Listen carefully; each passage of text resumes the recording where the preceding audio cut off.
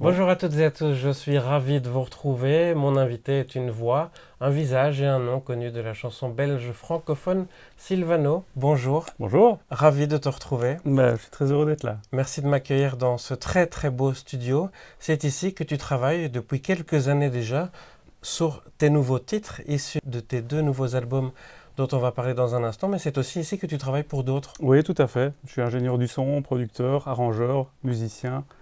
Et voilà, et c'est ici où je travaille avec plein d'autres artistes, d'autres projets. Voilà, c'est mon métier, mon vrai métier. Tu as publié ton quatrième album qui s'appelle Hémisphère. Quelle est l'histoire de cet album? Alors, c'est une histoire un peu sur le long terme, on va dire. Moi, j'ai toujours l'habitude de composer beaucoup de morceaux, beaucoup de chansons. Et puis, à un moment donné, je me dis, bon, voilà, je vais en faire un album et je vois un petit peu c'est quoi le fil conducteur. Et c'est vrai qu'à chaque fois, il y avait des histoires qui se ressemblaient. Il y avait toujours deux faces, deux univers différents. Et j'ai toujours cette balance entre le piano romantique classique avec des titres un peu plus rythmés à la guitare. Et j'adore toujours ce genre de contraste. Et voilà, il fallait un titre. Et Hémisphère, voilà, ça donne un petit peu ce côté contraste que je voulais donner. Le premier single s'intitule Nos virages. Ouais. Comment est née cette chanson? Elle est née là au piano, qui est juste derrière nous. Je me suis mis. En fait, ce qui est beau avec la musique, on ne sait jamais quand on va faire un titre.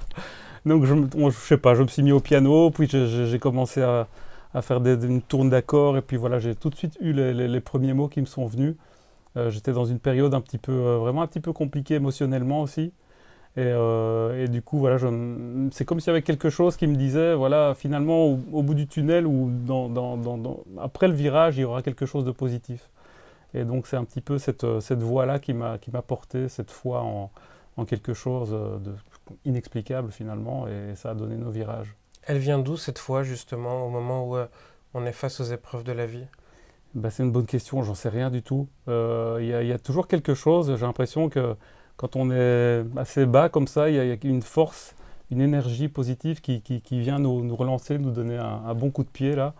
Et nous redonner des choses positives dans le cerveau aussi qui nous dit, voilà, allez, écoute, vois de l'avant et tu verras qu'au bout, finalement, tu comprendras pourquoi c'est arrivé.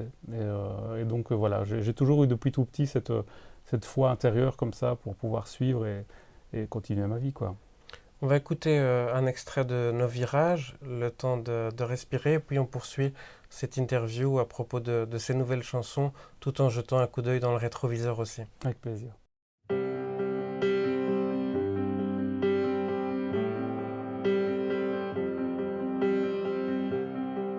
Je regarde devant moi, le temps n'a plus de merveille.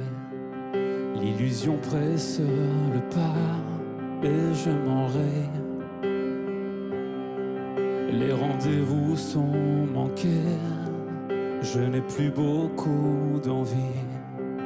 À trop vouloir se cacher, on s'en oublie. Pas besoin de longs silences, y croire est la seule importance. Mais derrière nos virages, il y a toujours un chemin, un autre passage du bonheur à nos destins. Derrière nos virages, il y a toujours une voie. La vie nous rend plus sages quand on assume les choix d'une autre voie.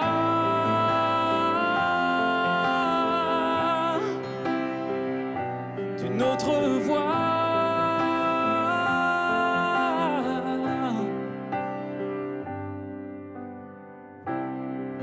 Ton regard est derrière moi, le temps n'a plus de merveille. L'illusion presse le pas et je m'éveille. J'ai retrouvé mon envie de vouloir recommencer une histoire sans oubli de ma liberté.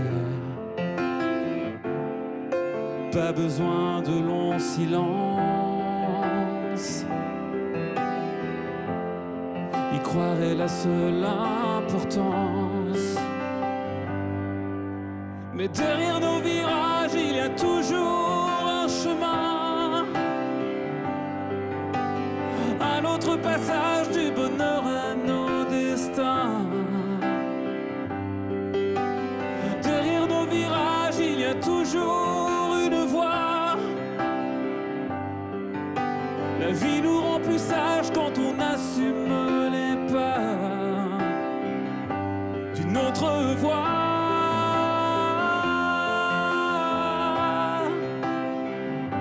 D'une autre voie.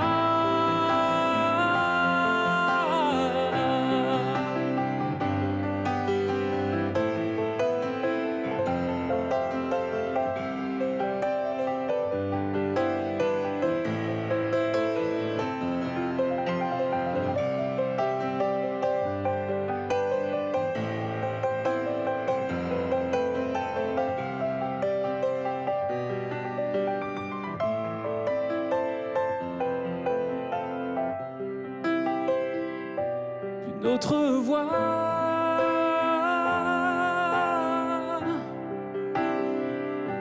D'une autre voie.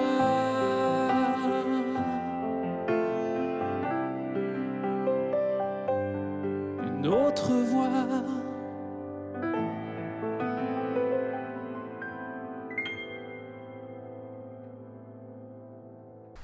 Vous chantez derrière nos virages, il y a toujours un chemin. Le chemin de votre vie, c'est la musique. Le chemin de votre vie, la musique, c'est un chemin qui est semé d'embûches. Ouais, bah, la musique, c'est un chemin vraiment tumultueux. Il y a des hauts, des bas, comme je dis dans la chanson, comme dans la vie finalement. Voilà, le métier musical est devenu vraiment très très compliqué pour les artistes belges. Moi, je les vois défiler ici au studio aussi.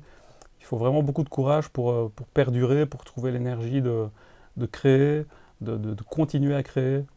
Et donc voilà, c'est vrai que voilà, on vit là-dedans, mais on doit l'accepter aussi. Et c'est comme ça qu'on avance finalement. Mais c'est difficile de vivre de sa musique en Belgique. Oui, complètement. En fait, je pense, enfin, de tous les artistes avec qui je travaille, enfin, avec tous les artistes avec qui je travaille, je pense être un des seuls qui puisse être fier de dire je vis de la musique en général. Tous les autres artistes avec leurs projets, ben voilà, ils ont tous un métier pour la plupart d'entre eux. Moi, mon métier, j'ai la chance que ce soit ingénieur du son, producteur, donc voilà, je dis toujours je vis de la musique, même si c'est pas de ma musique, mais c'est de la musique en général. Donc voilà, j'ai cette chance. Comment on fait pour garder l'inspiration pour ses propres chansons quand on travaille sur celles des autres? Ah, c'est une bonne question. Mais disons que quand je travaille avec d'autres artistes, déjà je me prends le luxe de travailler avec des artistes où il se passe quelque chose humainement. Donc moi j'attache beaucoup d'importance à la sensibilité artistique et aussi la sensibilité humaine en fait. Je trouve que ça se ressent dans la musique et je ne travaille qu'avec ces artistes-là. Et donc du coup, moi personnellement, j'en prends bonne graine pour mes compos. Je trouve l'inspiration aussi dans ces rencontres artistiques. Et j'ai besoin de vivre en fait pour composer. Et c'est grâce à mon travail, à ces rencontres artistiques, que je vais puiser l'inspiration simplement où je vais parler d'amour, de respect, de profondeur un peu plus large aussi, et d'amour aussi qu'on peut avoir dans la vie, dans les rencontres, quoi. C'est un album que vous avez intégralement réalisé, arrangé, enregistré et mixé au sein de ce beau studio. Quand est-ce qu'on décide finalement que l'album est terminé alors quand on est totalement maître de sa production? Ouais, ça c'est une bonne question parce que on ne sait jamais, en fait, quand on est perfectionniste, on ne sait jamais s'arrêter. Et maintenant, bon, on va dire avec l'expérience, j'ai quand même cette faculté de pouvoir me dire, voilà, maintenant, laisse passer quelques temps, tu réécouteras. Et puis, bien souvent, quand on laisse passer 2-3 semaines, qu'on réécoute, tout de suite, on sait exactement ce qu'il faut changer. Enfin, moi, j'ai un petit peu cette facilité-là. Tout de suite dans le mix, dans les paroles, dans la manière de chanter, dans la manière de jouer. Je vais tout de suite repérer les choses à changer quand j'ai laissé un petit peu reposer. Et à partir de là, ben voilà, je suis assez perfectionniste dans le mix, dans le son, etc. Mais je n'oublie jamais que finalement, une chanson, c'est l'âme et la sensibilité et l'émotion. Et donc, à partir de là, je pense que la technique aide, mais je me dis, voilà, maintenant, l'émotion que je voulais donner est là, donc je m'arrête. Voilà. L'inspiration, elle vient quand? Elle vient où? Pendant la journée, pendant la nuit, au réveil? Ça vient, je ne sais même pas calculer. Il y a parfois, je dois partir, je suis pressé, je me mets juste au piano parce qu'il me reste 5-10 minutes. Et puis c'est juste là où où il y a quelque chose qui vient. Et du coup, je suis en retard. Mais au moins, C'est pour la bonne cause. c'est pour la bonne cause. Donc sur mon téléphone, j'enregistre, j'ai plein de petits bouts de morceaux, d'idées, de textes, etc. Parfois, je me suis dit, allez, je vais composer quelque chose, et là, il ne se passe rien du tout. Donc, en fait, c'est ça qui est beau, c'est on sait jamais quand ça vient, en fait. Donc, voilà. Coup d'œil dans le rétro, vous êtes le premier vainqueur de l'émission Pour la gloire. Celui qui a récolté le plus de voix, toutes catégories confondues. Silvano Macaluso! Silvano Macaluso!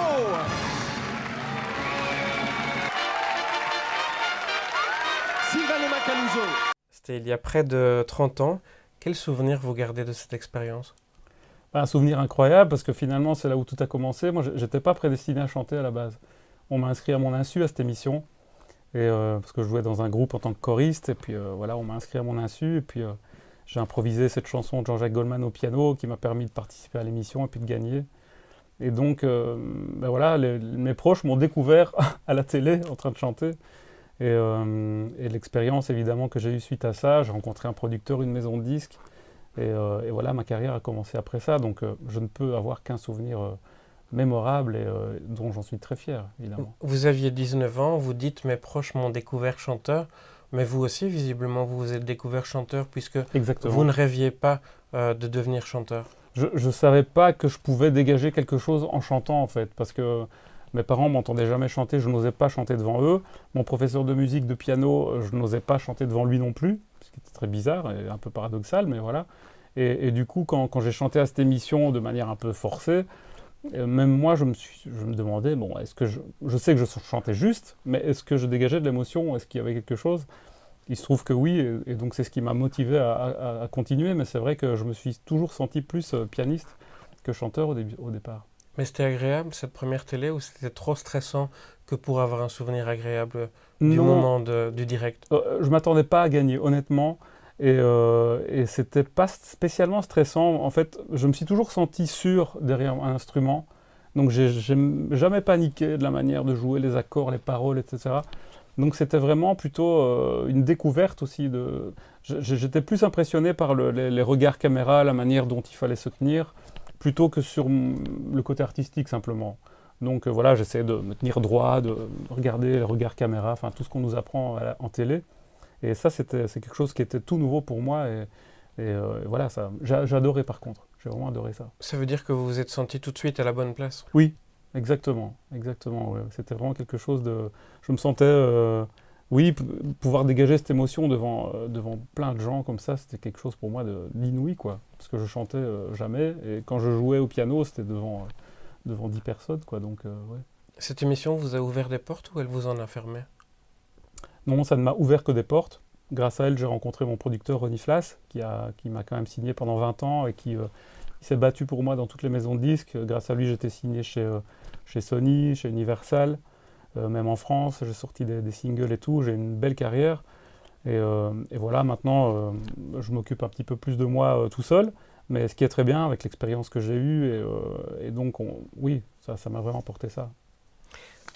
Quelles sont vos influences? On connaît votre musique, on sait ce que vous faites, mais qui est-ce qui vous a influencé et qui continue de vous influencer aujourd'hui? Bon, j'ai toujours aimé Jean-Jacques Goldman, parce que voilà, c'est quelqu'un que j'ai suivi depuis tout jeune, au niveau des textes, de la musique, la manière d'arranger, de composer. Après, j'ai vraiment, de par mon métier et de par les différents groupes avec lesquels je joue, j'ai plein de styles. J'adore le funk, j'ai toujours aimé Ray Charles, James Brown, le funk, le blues, le jazz. J'ai fait du flamenco aussi avec un artiste qui s'appelle Esteban Rio. Et j'ai fait du rock, de la pop rock, de la soul. Donc on va dire que tous ces univers, encore une fois, tous les artistes avec qui je travaille, m'inspirent aussi par leur style.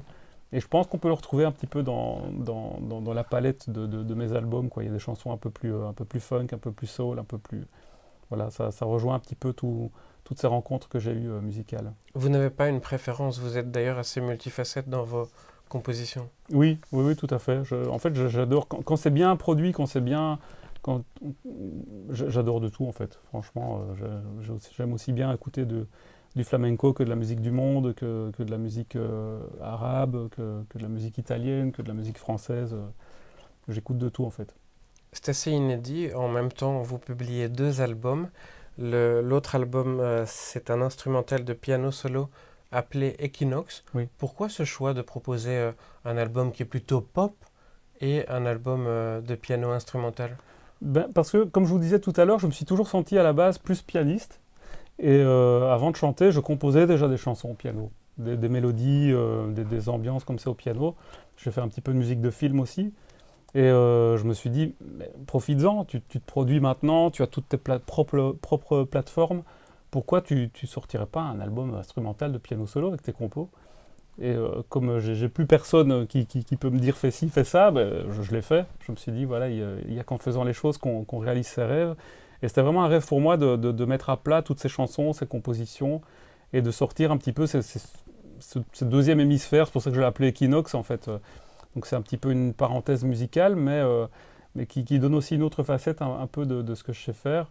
Et justement, j'en suis très fier parce que ça a cartonné sur les réseaux sociaux, sur Spotify. J'ai eu pas mal de vues aux États-Unis, en Inde. Et donc voilà, en fait, ça va m'amener aussi d'autres followers et une autre fanbase, en fait. Et c'est génial. Parce que la musique instrumentale, c'est quelque chose qui est vraiment international. Qu'est-ce que vous ressentez en réalisant que vous êtes écouté à l'autre bout du monde? Mais ça, c'est hyper impressionnant parce que je reçois les statistiques Spotify, etc. Et je vois qu'en fait, la Belgique, elle est tout en bas. Donc, je vois Inde, Indonésie, Mexique, États-Unis, Los Angeles. Enfin, c'est incroyable, quoi. Je me dis, il y a des gens, en plus, on voit en temps réel qui écoute quoi. Je dis, mais c'est fou, il y a quelqu'un pour l'instant à Miami qui est en train d'écouter cette chanson, quoi. Et, c'est quand même inouï, quoi. Et je me dis, voilà, je suis fier, c'est que ça plaît, et que ça plaît aussi aux curateurs qui placent mes chansons sur des grosses playlists. Donc voilà, une autre palette que j'aimerais bien encore développer d'ailleurs, parce que je vais peut-être préparer un deuxième album piano solo un jour. Le piano, c'est votre instrument de prédilection? Oui, c'est vraiment... Voilà, j'ai commencé, j'avais 5-6 ans, je me suis mis au piano, ça sonnait pas mal, il paraît. J'ai tout de suite pris des cours de piano avec un professeur particulier, donc je me sens vraiment à l'aise derrière le piano. J'ai cette facilité, je pense, de pouvoir jouer ce que j'entends et de ne pas regarder mes doigts, de jouer d'instinct, en fait. Et je trouve que ça, c'est le plus important, c'est quand on fait quelque chose d'instinct. Vous ne racontez pas les mêmes histoires avec l'album Equinox, évidemment, au piano, qu'avec l'album Hémisphère? Il y a quand même des similitudes, hein, parce que c'est vrai qu'il y a quand même des morceaux dans mon album chanté, Hémisphère.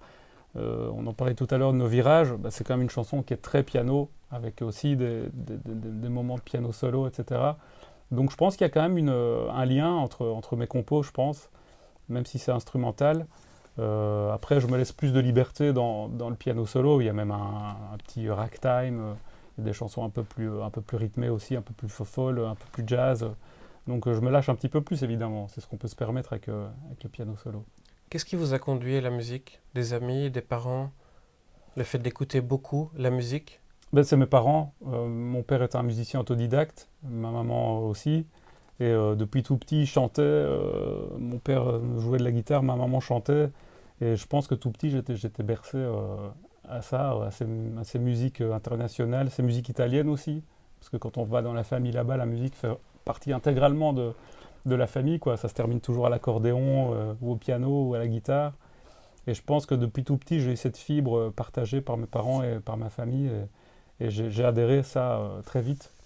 Et j'ai voulu faire comme mes parents. Et je pense avoir eu ce don d'avoir cette oreille absolue et de pouvoir directement intégrer et jouer ce que j'intégrais dans ma tête, quoi. Et donc ils ont été très intelligents de me permettre de développer ça aussi, parce que c'est pas donné à tout le monde de permettre à ses enfants de faire ce qu'ils ont envie de faire aussi. Leur soutien est indéfectible et précieux pour vous? Oui, bien sûr, bien sûr. Vous êtes auteur, compositeur, interprète, mais vous êtes aussi ingénieur du son, arrangeur et multi-instrumentiste. Ouais. C'est comme ça qu'on dit. Que vous apporte cette facette-là? On m'appelle le couteau suisse aussi. On m'a déjà dit ça. C'est plus facile à prononcer en tout cas. Ouais. Que vous apporte cette facette-là de votre métier?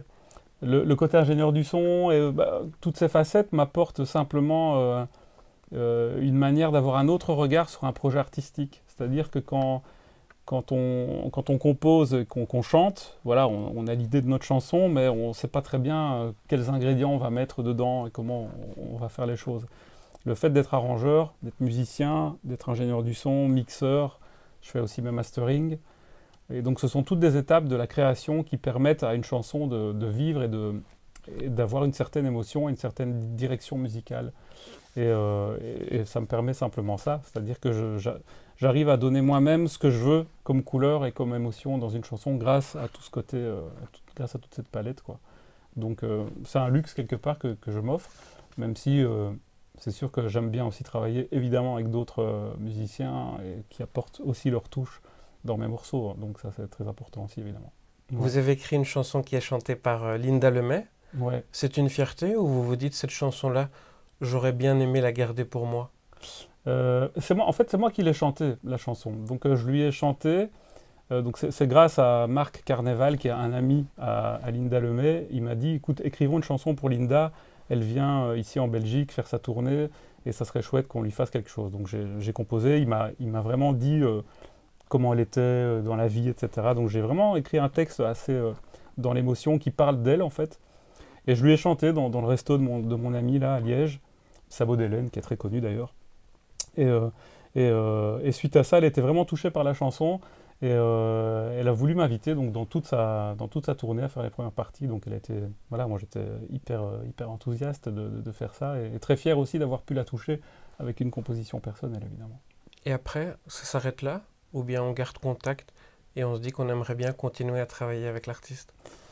On garde un peu contact avec les réseaux et puis après voilà on a notre vie aussi et puis bon voilà elle a ses compositeurs, elle compose très bien donc je pense pas qu'elle a spécialement besoin de moi mais en tous les cas voilà le lien était fait, il y a des traces et quand elle reviendra en Belgique je la reverrai peut-être.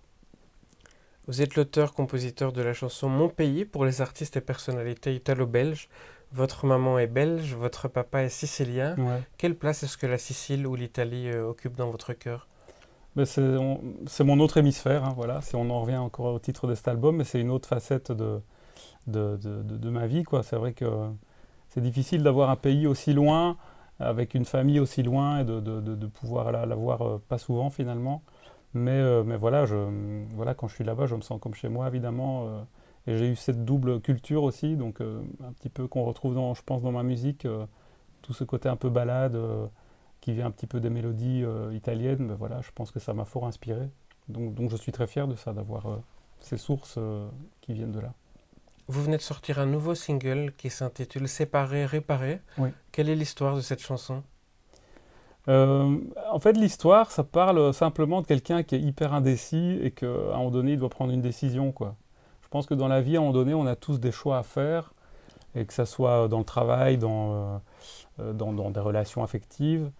Et à un moment donné, je pense qu'on tourne en rond, puis à un moment donné, je crois qu'il faut prendre une décision, et ça parle un petit peu de ça, séparer, réparer.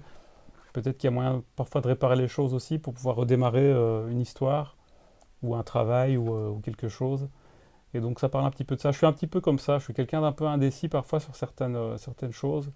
Et je pense qu'à un moment donné, je devrais être plus sûr de moi et pouvoir me dire, ok, je prends cette décision et je m'en tiens, quoi. Ce sont les autres qui doivent vous dire de prendre la décision?